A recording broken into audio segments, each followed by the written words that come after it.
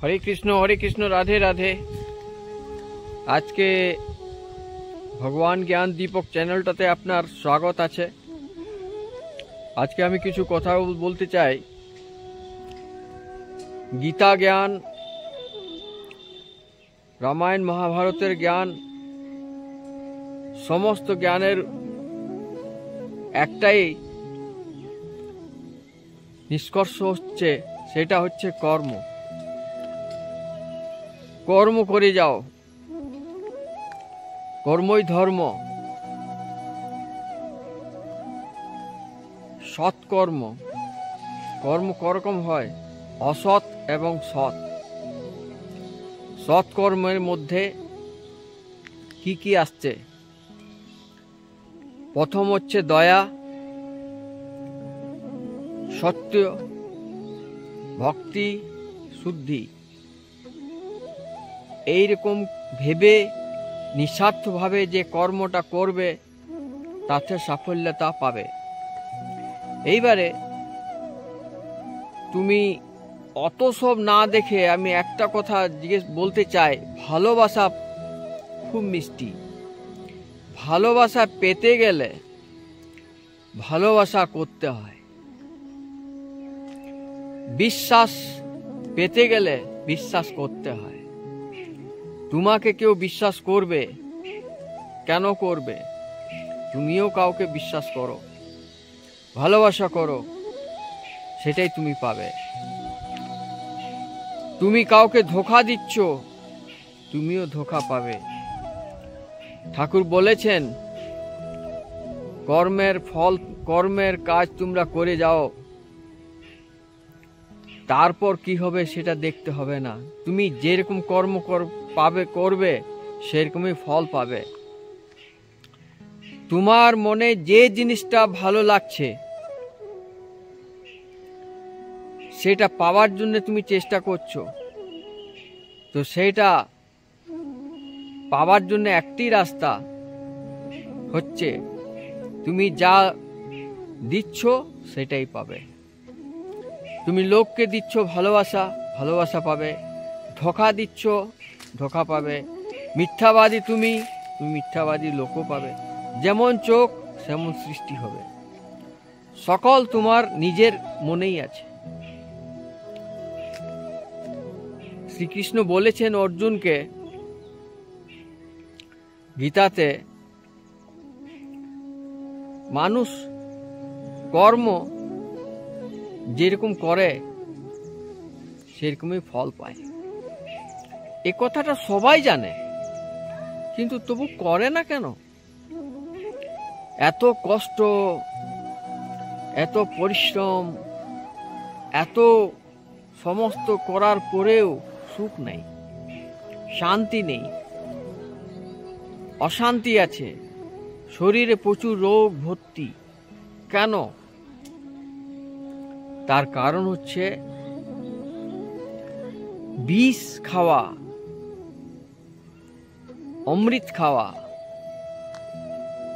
যে জিনিসগুলা খেলে আমার শরীরে ক্ষতি করছে ওইগুলাকে আমরা খুব খেয়ে ফেলছি। যে জিনিসগুলা আমাদের শরীরে উপকারী সেই জিনিসগুলো আমরা খাচ্ছি না। যে কর্মগুলায় আমার ধর্ম নষ্ট হচ্ছে সেই কর্মগুলা খুব করে যাচ্ছি। সমস্ত কর্মের ফল আমি পাচ্ছি। ভালো করেছি ভালো পাবো, খারাপ করেছি খারাপ পাবো। এবারে সবসময় চিন্তা করবে যে আমি কর্ম খারাপ করেছি আর ফল ভালো পাবো, সেটা কি হয়? ভালোবাসা পেতে গেলে ভালোবাসা দিতে হয়, বিশ্বাস করতে হয়। বিশ্বাস ছাড়া ভালোবাসা হয় না। এইবারে বিশ্বাসটা হবে, জাগবে কি করে? তুমি কথা দিলে, কথা পূর্ণ করলে না। কথা পূর্ণ না করলে কখনো হয় না। সুখ দুঃখের সময় মানুষ লেনদেন করে, ঠিক আছে, কিন্তু যেভাবে তুমি নিলে সেভাবে তাকে রিটার্ন করো। এটাই হচ্ছে মানুষ ধর্ম। কথার দাম রাখো। যে মানুষের কথার দাম নাই সেটা মানুষ তুল্য নেই। মানুষ এখন দুরকম আছে, সব জিনিস দুরকম, পাপ পুণ্য, বিষ অমৃত, ধর্ম অধর্ম। সেরকম মানুষ জীবন্ত থাকতেও মরা মানুষ আছে। যার মনে ভালোবাসা নেই, আশা নেই, ভরসা নেই, ভালো কর্ম নেই, সবার চোখে বিশ্বাসঘাত করে করে ও ইগনোর হয়ে গেছে। সমাজে কেউ ওকে স্থান দেয় না, কেউ ভালোবাসে না। সে মানুষটা জীবন্ত থেকেও মরা। ওটা জীবন্ত আছে, শুধু ডেড বডি নিয়ে ঘুরে বেড়াচ্ছে। এবারে এই বডিটাতে কে এমন মানুষটা আছে যে জীবন্ত আছে? জীবন্ত ওই আছে যে কেউ কাউকে ভালোবাসে, স্যাক্রিফাইস করে, ত্যাগ করে, ওর জন্য পরিশ্রম করে। স্ত্রী আছে, পুত্র আছে, মাতা পিতা আছে, তার প্রতি কর্তব্য করে। এইগুলা না করে মদ মাগিতে চলে গেছে। সিগারেট না খেলে পায়খানা হয় না, মদ না খেলে খাবার খাওয়া যায় না, মদ না খেলে ঘুম হয় না। এগুলো সব মরা মানুষের লক্ষণ। কথা সকালবেলায় একটা বলবে, 12টার সময় একটা বলবে, রাত্রে আরেকটা বলবে। কথার কোনো দাম নেই। যাকে লিখছে তাকে রিটার্ন করছে না, লোককে ঠকে বেড়াচ্ছে, লোককে অপমান করছে, মনে করে টাকা দিয়ে সবকিছু কেনা যায়। এগুলা ভুল ভ্রান্তি বন্ধু, এগুলা ভুল ভ্রান্তি। এই মানুষগুলো সব মরা মানুষ। এইবারে জীবন্ত মানুষ কারা? যারা কর্ম ভালো করে, সৎ পথে চলে, লেনদেন পরিষ্কার রাখে, রিলেশন ভালো রাখে, ভালোবাসা একটার সঙ্গেই সারা জীবন করে, সব জায়গায় ভালোবাসা করে বেড়ায় না। নিজের স্ত্রী, নিজের পুত্র, নিজের মাতা পিতা, নিজের বন্ধু, সব রিলেশনগুলোকে বজায় রাখে। তারাই বলে লোকটা ভালো, খুব ভালো লোক। কারো বেইমানি করে না, শয়তানি করে না, লোভ নেই। সমস্ত পাপের মূল হলো লোভ। এই লোভটাকে পরিষ্কার করে দিলেই আপনি পরিপূর্ণ শুদ্ধ হয়ে যাবেন। লোভ, ক্রোধ, মোহ। গীতাতে এই তিনটা কথার কি আছে মিনিং আপনি জানেন? জানতে চাইলে পাবেন, সবই রকম পাবেন। এইবারে কর্মক্ষেত্রে হচ্ছে যখন যে কাজের সময়, ওই সময়ের মধ্যে ওই কাজটা করতে হবে। তবে একটা চাষা জলে ভিজে ভিজে ধান চাষ করছে, সব সময় অনুসারে যেমন যেমন সিজন আসছে সেরকম সেরকম চাষ করছে। তার ঘুম নাই, সব সময় ওই চাষের কাজে ব্যস্ত থাকে। ওই হলো আসল অন্নদাতা আমাদের। তাদের ঘুমাবার জন্য ওষুধ খেতে হয় না, এত শরীরে খাটালি থাকে, তারা খাটে আসলেই ঘুম পেয়ে যায়। শাক সবজি চাষের প্রোডাক্ট, চাল গম চানা শাক সবজি, ঘরের সবজি খাচ্ছে, কোনো রোগ নেই। 5 জনকে খাওয়াতেও পারে। ভিখারি আসলে তাদেরকে ভিক দিতে পারে, দিচ্ছে। পূজা পাঠও করছে। এরকম অনেক চাষা ভাইকে দেখেছি, তারা খুব অনেস্ট। কিন্তু যারা হাই সোসাইটির লোক, তাদের মা বাবা কোথায় আছে? বৃন্দাবনে বৃদ্ধা আশ্রমে আছে। কিছু টাকা দিয়ে ডোনেট করে ওখানে মা বাবাকে ছেড়ে এসেছে। ঘরে কুকুর রাখবার জায়গা আছে, কিন্তু মা বাবার রাখবার জায়গা নেই। তো এই যে মানুষগুলো, এগুলা কি বাঁচা মানুষ? এগুলো সব মরা মানুষ। একটা কম্পিউটারের মতন, যন্ত্রের মতন চলে যাচ্ছে। যে মানুষের ভিতরে আশা নেই, ভালোবাসা নেই, বিশ্বাস নেই, সেলফ কনফিডেন্স নেই, পেশেন্স নেই, ধৈর্য নেই, এগুলো সব মরা মানুষ। জীবন্ত থেকেও এরা মরা। এরা যখন মরে তখন কেউ আফসোসও করে না। অধোগতি জীবন এদের যায়। হসপিটালে দেখবেন এদের কি রকম মৃত্যু হচ্ছে। মৃত্যুকে চাইছে যে কখন মৃত্যু পাবো, মরতে চাইছে, কিন্তু মৃত্যু অনেক দূরে। কষ্ট ভোগ করে করে খাটে, শুয়ে শুয়ে দিন কাটাচ্ছে।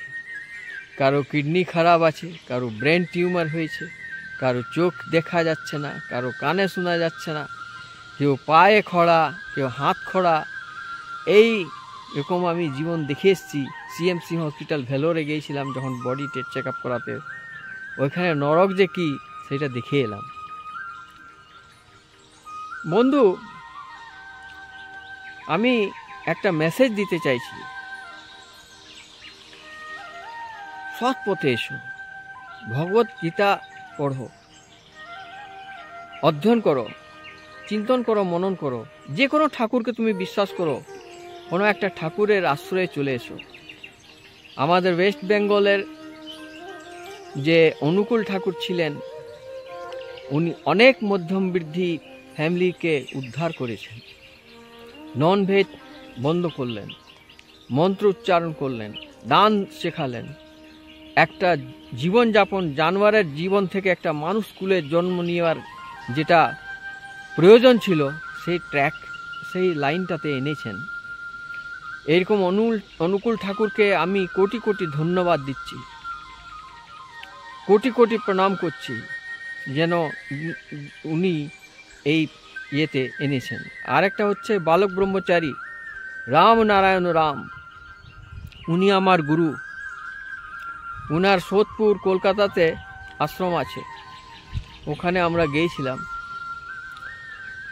তো আমরা যেদিন দীক্ষা নিতে গিয়েছিলাম, হাজার হাজার লোক একসঙ্গে গিয়েছিলাম, ট্রেন ফ্রি ছিল। তখন কটা বেশ্যা ড্রেস চেঞ্জ করে চলে গেছিল, কেউ বুঝতে পারলো না। কিন্তু ওখানে যখন লাইনে ছিলেন দীক্ষা নেবার জন্য, তখন কেউ চিনতে পেরেছে। তখন বলল, তোমরা এখানে দীক্ষা নিতে আসার তোমার অধিকার নেই, তোমরা কি করে এলে? এই করে বাদ বিবাদ যখন হলো, তারপর সেই বালক ব্রহ্মচারী ঠাকুর জানতে পেলেন। তো উনি গুরুদেব বললেন যে সবার থেকে আগে ওদেরকে আমি দীক্ষা দিব, ওদের দীক্ষার খুব প্রয়োজন। তাই গুরুদেব ওদেরকে দীক্ষা দিলেন। আমরা 2-2.5-3 ঘন্টা লাইনে থাকার পরে দীক্ষা পেলাম, কিন্তু ওরা আগে পেল। কারণ ওদের যে শ্রদ্ধা ছিল, ওরা জানতো যে আমরা নোংরা কাজ করেছি, এর পরিত্রাণ পাওয়ার জন্য আমরা গুরুদেবের কাছে আশ্রয়ে এসেছি। এরকম অনেক অজামিল যে পাপী ছিল, নারায়ণ বলেও মুক্তি পেল। অনেক পাপ কর্ম দুরকম হয়। একটা অজানাতে লোক করে পাপ কর্ম, আর একটা জেনে শুনে করে। তো যেটা অজানাতে করে ফেলেছে, কোনো সেরকম কারণ ছিল, তার কারণের জন্য উনি অসৎ পথে নেমেছিলেন, তার মুক্তি আছে, তার ক্ষমা আছে। কিন্তু যারা জেনে শুনে সব পরম জ্ঞান নিয়ে পড়ে সব পাণ্ডিত্য বুদ্ধি,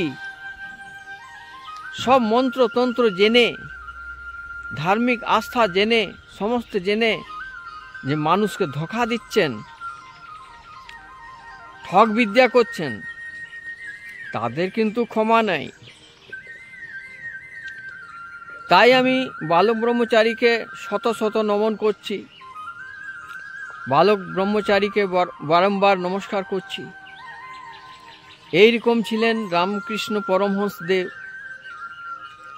উনিও মাকে দর্শন পেয়েছিলেন, বামাখ্যাপা মাকে দর্শন পেয়েছিলেন, স্বামী বিবেকানন্দ দর্শন পেয়েছিলেন। এরা সাত্বিক মানুষ ছিলেন। রবীন্দ্রনাথ ট্যাগর একটা ইন্ডিয়ার একটা বিশাল একটা স্তম্ভ ছিলেন। বিদেশে এখনও রবীন্দ্রনাথ ট্যাগরের ছবি আছে এবং একটা ছাপ আছে। উনি আজকেও জীবন্ত আছেন। এরকম নানা রকম অনেক গ্রুপে দেখেছি, এখনো আছেন। আরেকটা কথা বলবো বন্ধু, প্রত্যক্ষ আর অপ্রত্যক্ষ এমন অনেক বড় বড় সাধু সন্ত আছেন যারা হাইলাইটেড নেই। তারা খুব সাত্বিক মানুষ, তাদেরকে চিনুন। আর যাদের আপনি খুব নাম শুনছেন, বড় পণ্ডিত, বড় বড় আচার্য, বড় বড় মঠাধীশ, তারা টাকা পয়সা প্রচুর কামাচ্ছে, ওদেরকে অত বিশ্বাস করবেন না। কারণ এখন মানুষ চেনা বহুত মুশকিল আছে। বড় বড় সাধু, কত বড় বড় ভণ্ড বেড়ে যাচ্ছে। ওরা দিনের বেলায় সাধু, রাত্রের বেলায় অসাধু হয়ে যায়। সব রকমের দুষ্কর্ম করে ওরা। এই জন্যে বন্ধু, কারো উপরে অত বিশ্বাস করবেন না। আপনি নিজের উপরেই বিশ্বাস করুন। আপনার মনের ভিতরে যেটা আত্মা আছে, ওই আত্মার মধ্যেই পরম আত্মা আছে। যেরকম গঙ্গা শেষ বেলায় সাগরে মিলে যাচ্ছে, সেরকম আমার আত্মাটা পরমাত্মার কাছে মিলে যাবে। শরীরটা এখানে থেকে যাবে, কিছু নিয়ে যাবে না, সব এখানে রয়ে যাবে, কিছু নিয়ে যেতে পারবে না। শুধু নিয়ে যাবে কি? কর্মের ফল। জন্ম নেবে সেই ভাগ্য নিয়ে। যেরকম তুমি কর্ম করেছো সেই রকম ফল পাবে। সেই ফলের অনুসার ফলটা আবার কীরকম হয়? দুরকম হয়। একটা পাপ, একটা পুণ্য। পুণ্যের ফল সুখ দিবে, পাপের ফল দুঃখ দিবে। অন্য জন্মে তোমাকে দুঃখ করতে হবে, প্রায়শ্চিত্ত করতে হবে। যার যার কাছে ধার নিয়েছো তাকে শোধ করতে হবে। এরকম অনেক ঘটনা শুনেছি। সব জেনে শুনে আসুন, একটা ভালো পথে আসুন, সৎ পথে আসুন। আপনি মনের মধ্যে কাউকে একটা গুরু করুন। হয় আপনার মা গুরু, স্কুল টিচার গুরু হতে পারে, ছোট ছোট বড় বড় ঠাকুর আছে, ছোট বড় যেখানে বিশ্বাস আপনার হয়, যেখানে আপনার বিশ্বাস সেই আপনার গুরু। একটা পাথরের উপরে যদি বিশ্বাস করেন সেই মহাদেব। যদি বিশ্বাস নাই তাহলে পৃথিবীতে কিচ্ছু নেই। ভালোবাসার পাসওয়ার্ড হচ্ছে বিশ্বাস। যেখানে আপনার বিশ্বাস আছে সেইটা হচ্ছে আপনার ভালোবাসা। তাই আমি বলছি, যেখানে আপনার ভালোবাসা, যেখানে আপনার বিশ্বাস, সেখানেই আপনি পূজা পাঠ করুন। শ্রীকৃষ্ণকে করুন, মহাদেবকে করুন, দুর্গা কালী কালী মাকে করুন, বুড়ো কালীকে করুন, দক্ষিণেশ্বরকে করুন, তারাপীঠে করুন, জয়দ্বীপে করুন। সব জায়গায় যত ঠাকুর আছেন, সব ঠাকুরের মধ্যে একটাই পরম ব্রহ্ম পরমেশ্বর হচ্ছেন, সেটা হচ্ছে শ্রীকৃষ্ণ গিরিধর গোপাল। যেখানে যাবেন, সেই যতই বড় লোক হোক, ছোট লোক হোক, মধ্যম বৃদ্ধি হোক, upper caste, upper caste lower caste সবারই একটাই ঠিকানা, শ্মশান। সবটারই একটাই শ্মশান। শ্মশান আলাদা নেই, সূর্য আলাদা নেই, চাঁদ আলাদা নয়, মাটি আলাদা নয়, চাল ডাল গম আলাদা নয়। এই মানুষের যে লেবেল করে রেখেছে এগুলো সব মিথ্যা, এগুলো সমস্ত মিথ্যা। একে বলে ম্যাটেরিয়াল ওয়ার্ল্ড, এটা হচ্ছে মিথ্যা। তবে সত্যি কি? সত্যি হচ্ছে এই শরীরের ভিতরে যে আত্মাটা, এই আত্মাটা পরমাত্মাতে যাবে, এটাই সত্যি। কেননা আমি পরমাত্মাকে ধ্যান করি, জপ করি, কর্ম করি, সমস্ত কর্মের পর যখন সময় পাই তখন করি। এটাই হচ্ছে আমার আজকার বিশেষ প্রস্তুতি ছিল। বন্ধুরা মন দিয়ে শুনবেন, বুঝবেন। আসুন আরেকবার বলি, হরে কৃষ্ণ কৃষ্ণ কৃষ্ণ হরে হরে, হরে রাম রাম রাম হরে হরে।